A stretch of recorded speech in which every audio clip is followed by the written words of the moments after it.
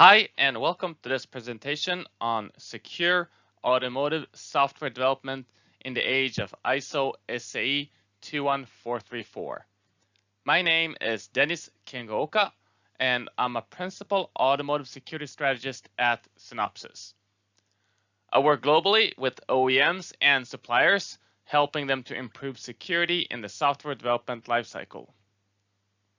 With the presentation today, I hope that you can take back this information to your organizations and investigate how you can establish a secure automotive software development process using appropriate tools and solutions.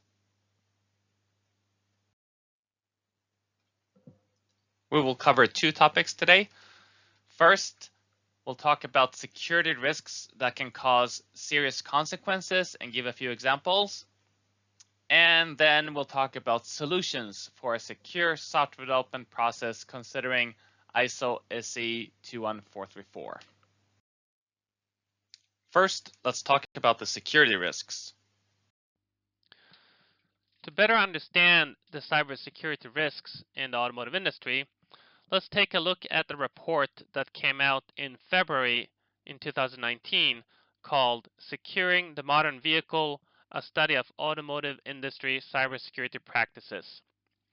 This study was commissioned by SAE International and Synopsys, and the survey was conducted by the Ponemon Institute.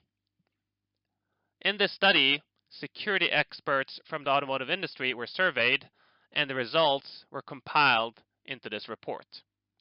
For those of you who are interested, please see the download link in the top right corner where you can download this report.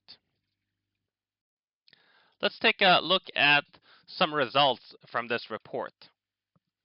This slide shows the answers to the question, which technologies pose the greatest cybersecurity risk? And we see here that the top three items highlighted in yellow are self-driving, autonomous vehicles, and telematics, and RF technologies, for example, Wi-Fi and Bluetooth. And as we can see, all of these three items are related to connected and autonomous vehicles. So these are the top risk factors that we see in the automotive industry today.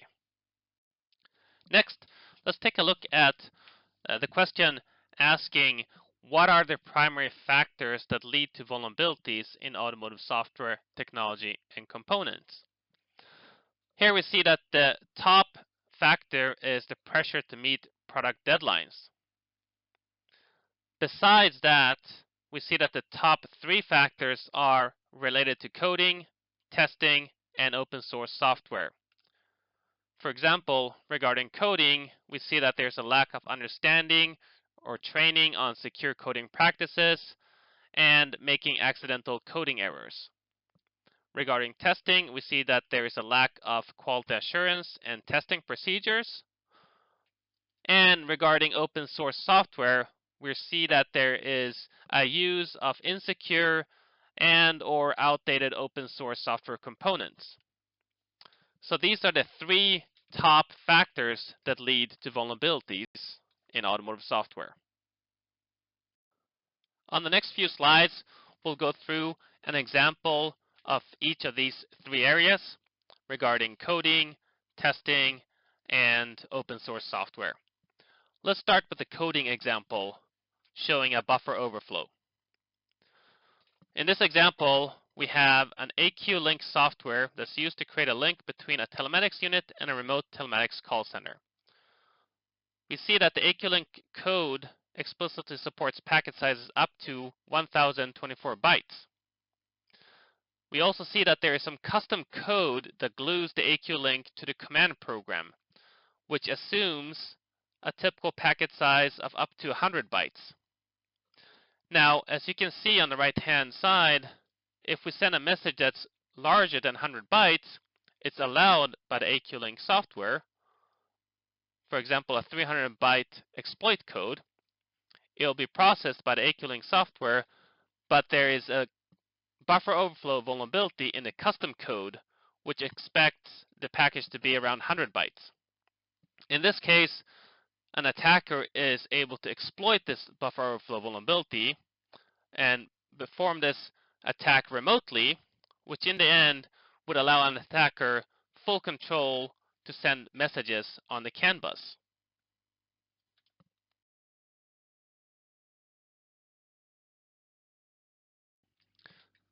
This next example shows how testing, particularly a lack of cybersecurity testing, could lead to vulnerabilities not being detected when a product is released. In this case, we have a vehicle connected to the cellular Sprint network. It's using 21,000 or 25,000 network address space.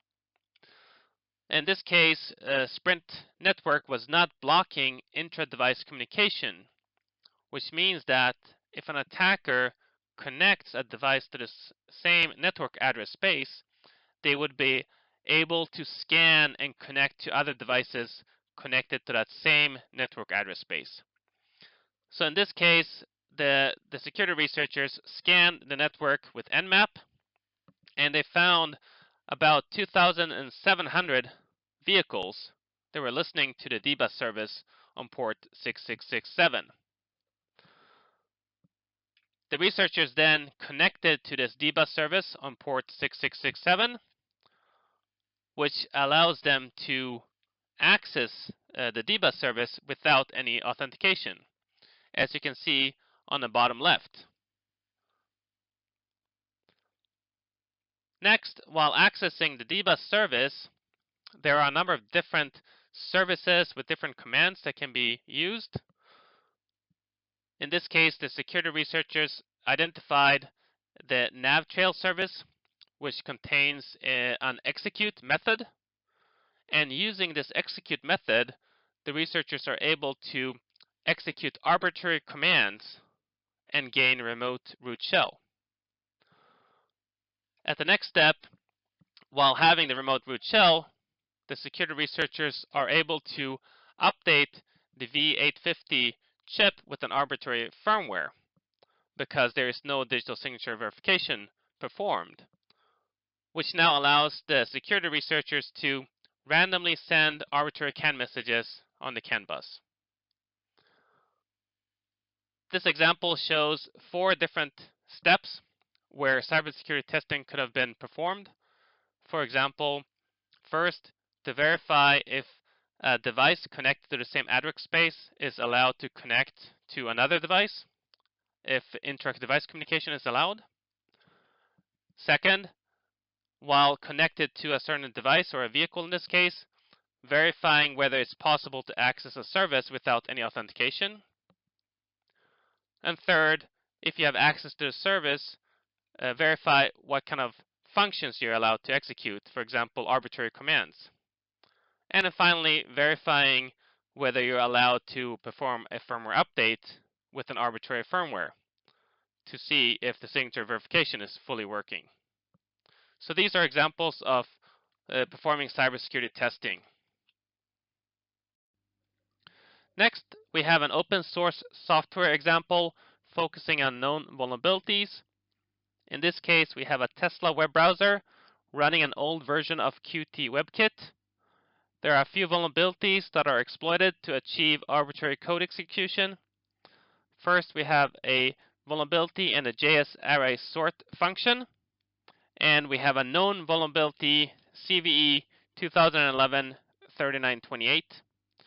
The security researchers exploit these vulnerabilities to gain web browser privileges.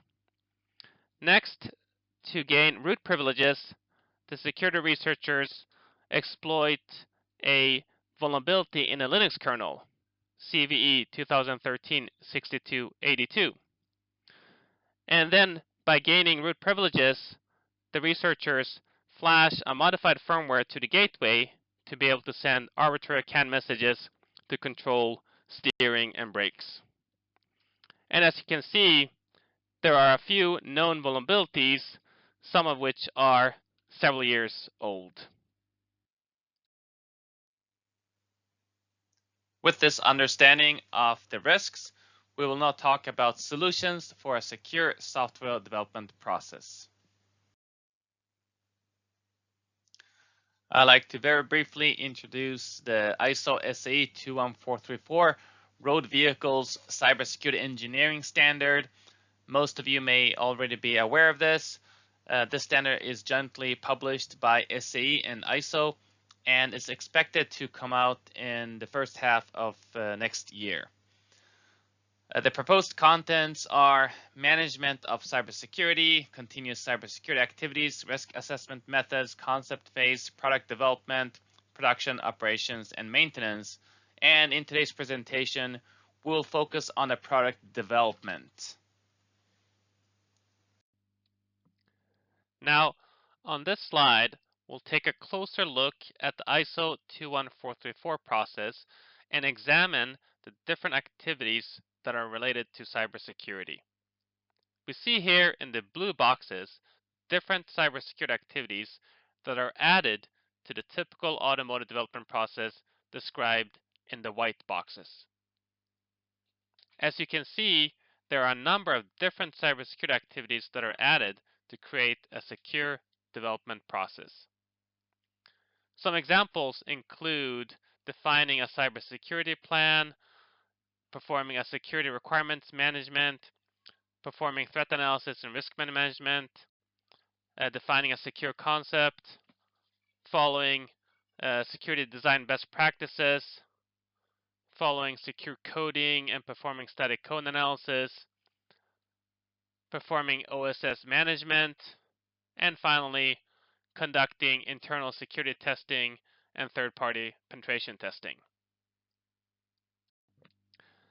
As you can see, since there are many different cybersecurity activities listed in the blue boxes, we will focus only on 3 items in this presentation.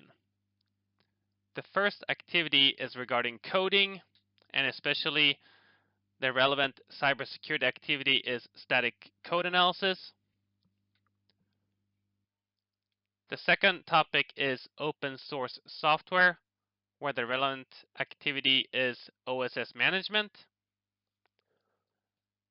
And finally, the third topic is regarding testing, where relevant cybersecurity activities are internal security testing and third-party penetration testing. As shown on the previous slide, there are a number of different cybersecurity activities presented in the blue boxes, but we choose to highlight 3 activities regarding coding, testing, and open source software. And the reason is, as I mentioned, these are the top 3 factors that lead to vulnerabilities, as was shown from the Poneman report. And regarding these 3 activities, there are a number of different tools that can be used to help reduce vulnerabilities. For example, regarding coding, it is possible to use a static analysis tool that can help identify and find weaknesses and vulnerabilities in the software. At Synopsys, we have a tool called Coverity. Regarding testing, and especially one type of testing called fuzz testing, it is possible to identify unknown vulnerabilities in the software. And this is especially useful for communication protocols and communication stacks. And at Synopsys, we have a tool called Defensix. And then finally, for open source software, there's a tool that allows you to do software composition analysis, which allows you to get an overview of the included open source component and any associated known vulnerabilities. At Synopsys, we have a tool called Black Duck that can help you perform that activity. On the next few slides, I'll go through these 3 different activities in a bit more detail. First, regarding coding, and especially focusing on static code analysis, there are a few requirements from the standard I would like to discuss. Please note that these requirements are not verbatim from the standard, but have been interpreted and presented as follows on the screen. First, there is requirement 10-12 that states static code analysis can be used as a verification activity to search the source code text for patterns matching known faults, common weakness patterns, or compliance with coding guidelines. There are also a couple of requirements 10-20 and 10-21 that state static code analysis tools can check against coding guidelines, for example, MISRA-C, CERT-C, and AUTOSAR.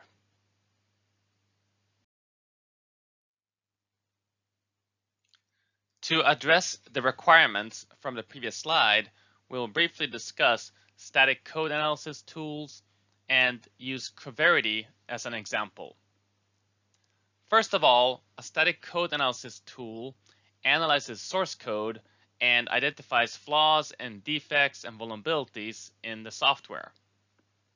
It does not execute the software itself, and therefore there is no need to define any test cases in advance. Moreover, we are seeing more requirements in the automotive industry to follow certain coding guidelines, such as CERT-C, C++, MISRA-C, C++, and AUTOSAR, C++.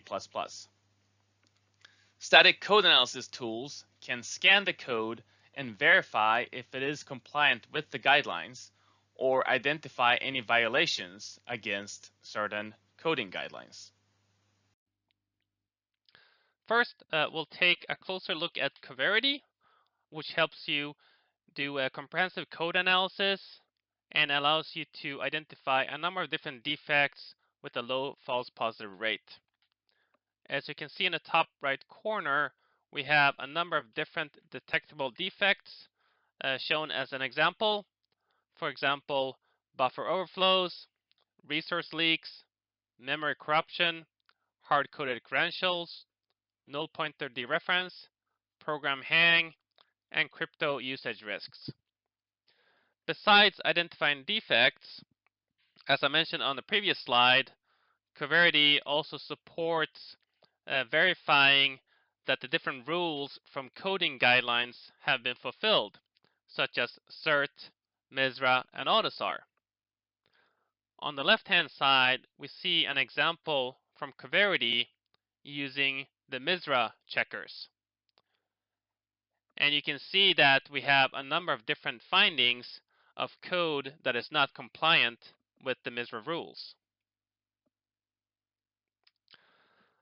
One more note is that Coverity also supports the CUDA programming language, which is very often used for developing autonomous driving systems.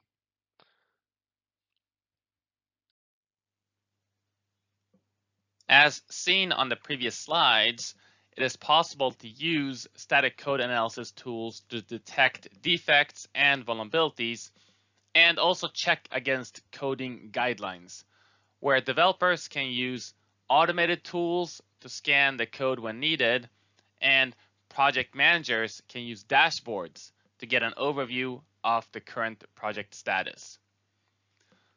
It is also important to ensure how to make the most out of the tools. For example, considerations for rollout to large development teams in terms of scalability and performance, and prepare enablement materials for developers. For example, a safety relevant project might have a different configuration from a security relevant project. It is also important to consider how to integrate with other tools in the software development lifecycle to achieve automation. For example, source code management tools, build servers, automation servers, and bug tracking systems. Next, we will talk about open source software and OSS management. There is a requirement in ISO SAE 21434, requirement 06-16, that says when integrating an off-the-shelf component, OSS scanning can be used to gather cybersecurity relevant information about the component, such as information about known vulnerabilities, CVEs, associated with the included open source software component. Thus, OSS management focuses on OSS scanning, which has several goals. First, identifying included open source software components and checking for known vulnerabilities in a vulnerability database. OSS scanning is also used to verify license compliance. And last, ensuring that latest versions of the open source software components are being used. To fulfill this requirement, it is possible to use software composition analysis tools, which are presented in more detail on the next slide. Next, we'll talk about Black Duck, which is a software composition analysis tool. Black Duck helps you detect open source components, identify security risks, and compliance risks. As you all know, software consists of a number of different components, as you can see in the middle of the screen. For example, we have open source software components. There might be some parts that are developed in-house. We might be using some commercial software, and there might be some third-party outsourced software. And all of these softwares are then integrated to the final product. There's a need to understand, especially from a security and compliance risks perspective, what open source components are included in that final product. We'll take a look here at how Black Duck can help you secure and manage open source software. So Black Duck is a tool that allows automated open source detection. That is, it can identify the different open source components that exist within your code. You can also identify the vulnerabilities that are associated with those open source components. It also allows you to do continuous vulnerability monitoring, which means that when there's a new vulnerability detected, Black Duck will send an alert to inform you that there is a new vulnerability in this previously scanned software. And to help you with your DevOps, it is easy to integrate Black Duck into your environment. Black Duck is especially useful for connected and autonomous vehicles when you look at identifying known vulnerabilities in common communication stacks, such as Bluetooth. As seen on the previous slides, it is possible to use software composition analysis tools for OSS management, where developers and system integrators can use automated tools to scan and identify included open source software components, and project managers can use dashboards to get an overview of the current project status, including known vulnerabilities and license compliance. It is also important to consider how organizations can make the most out of these tools. For example, establish a process for OSS management and decide when and what to scan, what OSS policies to use, and what the approval processes look like. It is also important to consider how to integrate with other tools in the software development lifecycle to achieve automation. And finally, just to highlight that some software composition analysis tools can also provide alerts on newly identified vulnerabilities, which serve as input to the continuous cybersecurity monitoring activity, which is related to requirement 07-01.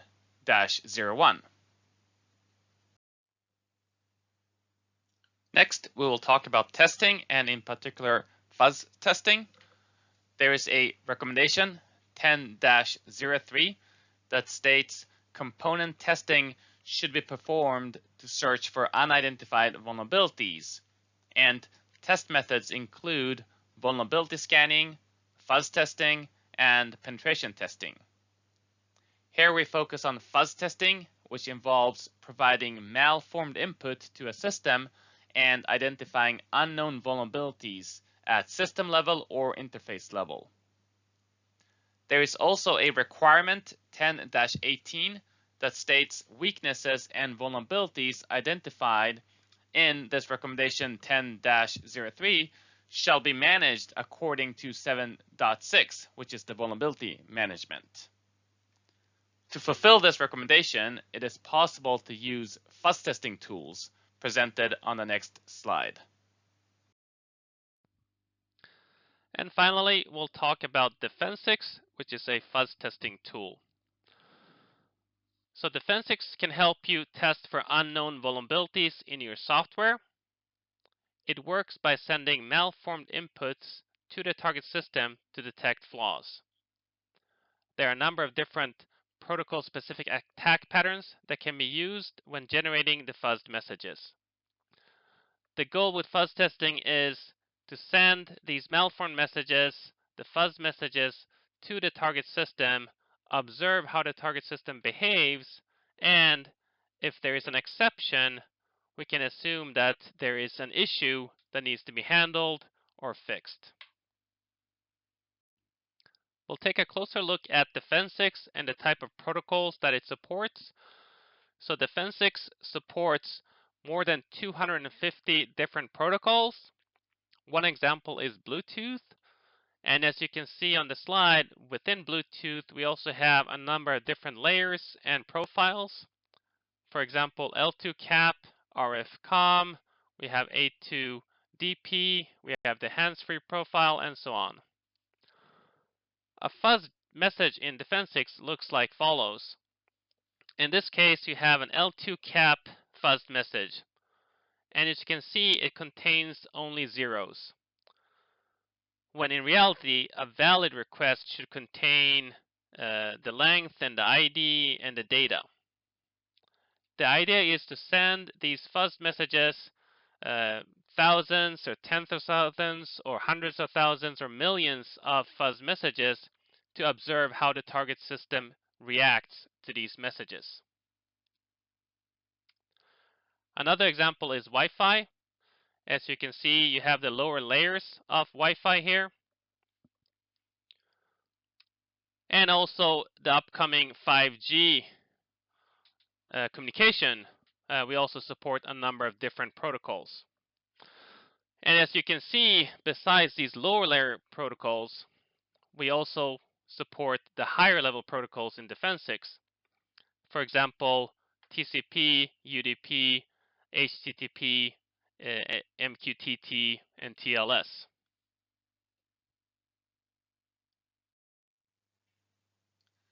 As seen on previous slides, it is possible to use fuzz testing tools where developers, QA teams, and security teams can use automated tools to detect unknown vulnerabilities, and project managers can use dashboards to get an overview of current project status, including number of executed fuzz test cases and identified exceptions and vulnerabilities.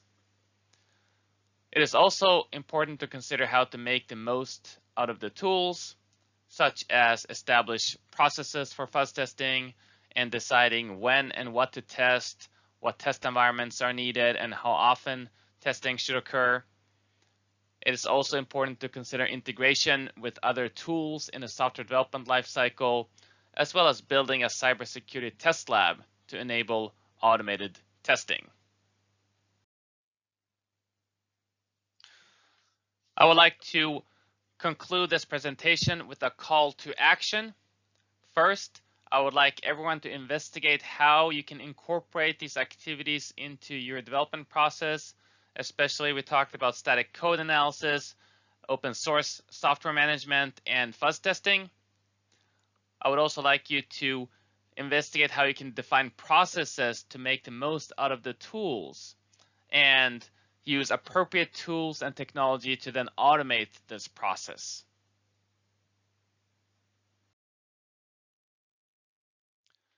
Thank you for the attention. For anyone interested in more details, please find the contact information here on the left-hand side of the screen to my colleague in China who can help you with additional support. Thank you.